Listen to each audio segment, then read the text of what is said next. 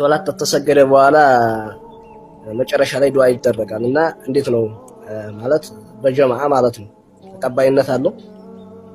እሺ በጀማዓ ዱዓ ማድረግ ከነቢያችን ሰለላሁ ዐለይሂ ወሰለም አልተገኘም።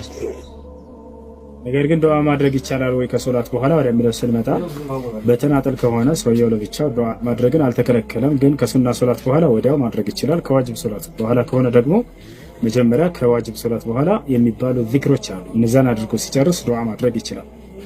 በዚህ ማስረጃ ነቢያችን ሰለላሁ ዐለይሂ ወሰለም ሐዲስ ላይ ሲናገሩ ምን አሉ? መን ሰበሐ አላህ ዱቡረ ኩሊ ሶላት መክቱባ 33 ወሐሚደ አላህ 33 ወከበረ አላህ 33 ፈቲልከ 99 وتمام المئة قوله لا إله إلا الله وحده لا شريك له له الملك وله الحمد على كل شيء قدير من قالها غفرت له خطاياه وإن كانت مثل زبد البحر. النبي صلى الله عليه وسلم ሲናገሩ ምን አሉ?